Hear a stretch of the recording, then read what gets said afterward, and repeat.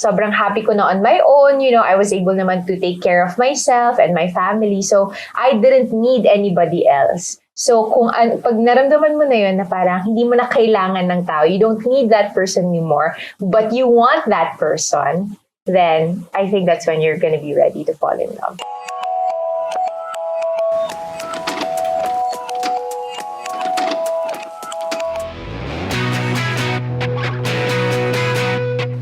Hi guys, I'm Juancho. And I'm Joyce, and this is One Choice for All.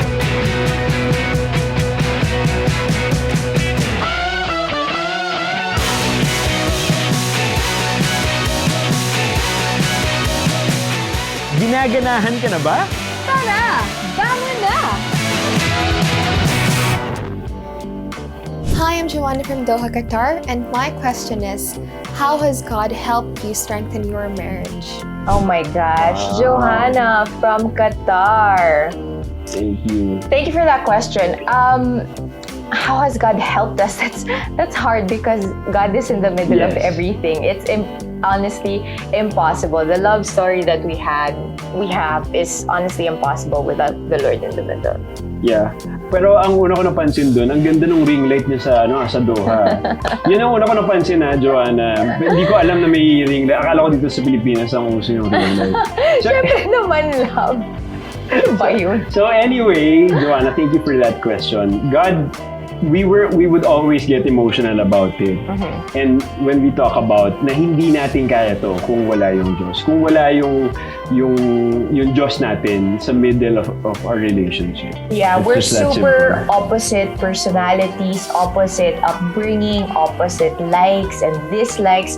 Polar opposites kami ni Juancho, but we have seen how God has worked in both our lives individually, kung paano kami nag-grow with our relationship with God, and we have also seen how God has used us, each other, to grow in Him and to grow in love with one another. So I don't think it would be possible for us to have a healthy, happy marriage without the Lord in the middle, kasi everything's a spiritual battle and everything really is a spiritual joy also. So yeah.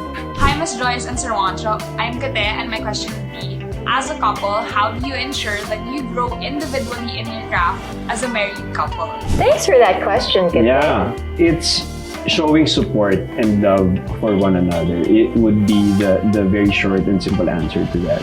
And siguro identifying our individual characteristics and personality also. So yeah, and trying to lift weight off of each other. Parang halimbawa, kung ako busy ako, I remember I would tell this story a lot, especially during quarantine when Juancho and I were still in the condo, kaming dalawa lang. Pag super busy ako, Juancho will be the one to cook food, he'll be the one to clean the house, he'll be the one to wash the dishes, right? And it's also the other way around naman. If Juancho is the one who's busy, I get to do that. Granted, mas masipag sa akin si Juancho sa bahay.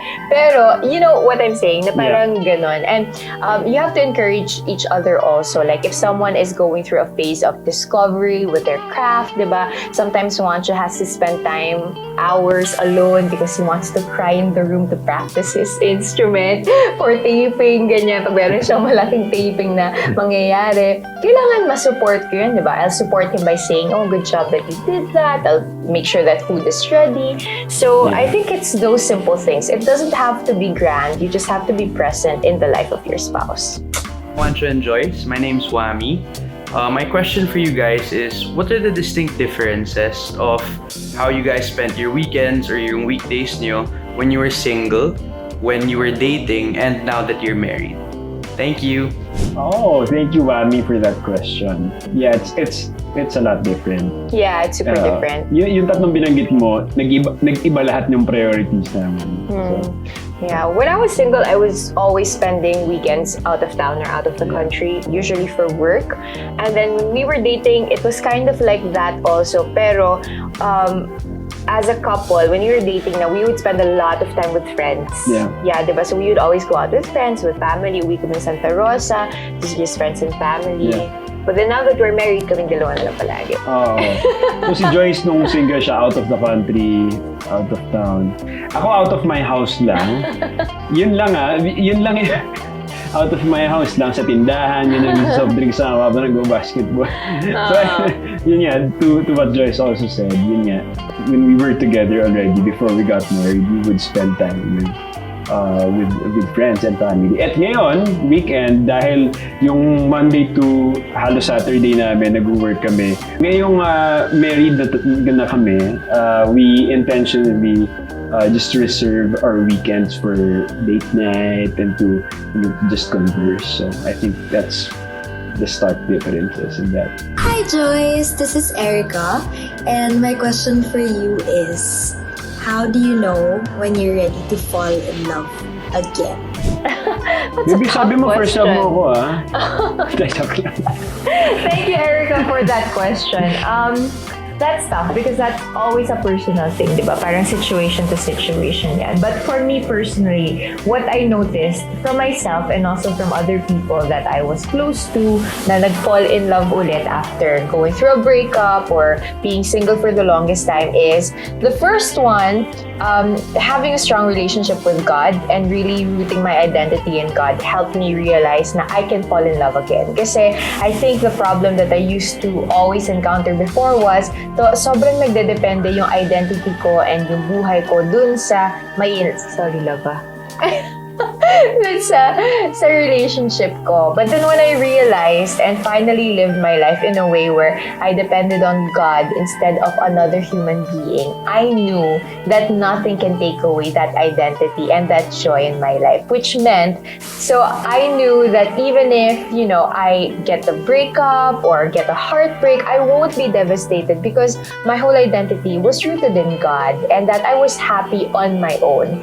And I think that was really when I knew that I was ready to fall in love again because I knew that I was joyful already. Parang sabi ko nga kay Lord noon ayoko na mag-asawa, Lord. Ayoko na magka-boyfriend kasi sobrang satisfied ko na sa life ko, sobrang satisfied ko na sa relationship ko with God, sobrang happy ko na on my own. I was able naman to take care of myself and my family, so I didn't need anybody else. So pag naramdaman mo na yun na parang hindi mo na kailangan ng tao, you don't need that person anymore, but you want that person, then I think that's when you're gonna be ready to fall in love. Because you shouldn't put too much pressure on another person to complete you or to make you happy or to take care of you. You should be able to do that on your own. Para when you go into the relationship, you can do that for each other. Nice. Diba? That's nice. Nag-benefit ako din. Hi, Juancho and Joyce. My name is Faith. And my question for you is, what do you think is the most important thing to have a long-lasting relationship? Okay, Faith, maraming salamat din sa question mo. I think the most important thing to have is faith. As funny as it may sound, but it's true. It's true. Once you're spiritually in line, you can do anything that you ask for kapag malakas ang faith mo. Malakas ang spiritual. That's true. Yeah, so have God in the center. And if I may add to that, it's also a lot of compromise. It's a lot of understanding. It's a lot of selflessness. Yeah. And it's always a lot of putting your partner before yourself and praying that your partner will do the same for you. Because I think that's what we've been practicing at least, diba? It's always putting God first and then putting our spouse first and praying to the Lord na sana i-prioritize din ako ni Juancho or sana i-prioritize din ako ni Joyce. Para kagabi lang.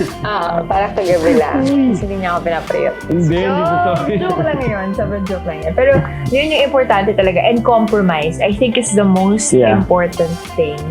Having the same principles and belief systems is so important, but compromising when you have those little quirks na you can't seem to agree with, importante.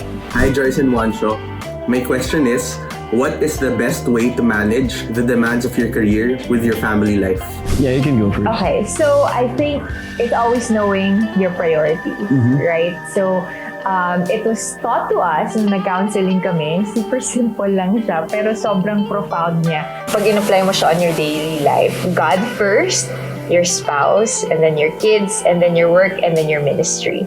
So, itong 5 things na to, yun yung lagi namin iniisip. So, anytime that we're busy, halimbawa busy kami sa work or busy kami sa family, ang lagi namin iniisip, ano ba yung mga priorities namin at napufulfill ba namin yun? No. So, if we get to fulfill a relationship with God, check, then good. Next, are we able to take care of our spouse? If we do that, then well and good. We don't have our kid yet, at least hindi pa siya nakakalabas ngayon, so wala pa muna yon. Yung pangatlo na yung work, diba? So, pagka sinunod mo yung priorities na yun, for me, it really works because it reminds you of the things that are very, very important, and hindi siya nadjojuggle na inuuna mo yung career, or inuuna mo yung kids, or inuuna mo yung ministry, diba? I think ang nag-work sa amin at syempre we also have been talking about that is time management. Yung scheduling is very important. So, kunyari, may upcoming week ka na alam mo na yung schedule mo, i-plot out mo, and then the time that you don't have, things to do, like kung walang naka-block off ng work, ilagay mo na yung mga priorities mo, like your relationship with God, and then your spouse, and then your kids. We don't have one yet, but syempre, kung meron kayo, ilagay nyo na, i-plot out nyo na. And make sure to spend a lot of time on that. Yeah. I mean, it's not just, parang, sige, 45 minutes dito, 45 minutes doon. You really have to devote your time and 100% attention to what you're actually doing. Spend time intentionally. Yun, ang sinasabi ni Juancho. Yeah. Awesome. That's it! That's it. Thank you guys so much. Ang ganda ng mga questions natin. We actually didn't know na videos yung i-send. So, natouch ako. Yeah. Oh. That was super sweet. Thank you guys so much for all your questions. Appreciate namin yan. And hopefully, hindi ito ang magiging last episode ng #AskJuanchoyce. Dahil kung meron kayong mga questions, baka pwede nyo ilagay sa comment section, o kaya naman mag-send din kayo ng video sa amin. Baka you'll be put together in the next episode of One Choice for All. So that's it for this episode of One Choice for All. Thank you very much. Please don't forget to subscribe, like the fan page, Bang Bayani. Follow our Instagrams and social media accounts at Juancho Triviño, at Joyce Pring. And we'll see you guys soon. Bye-bye! Paalam!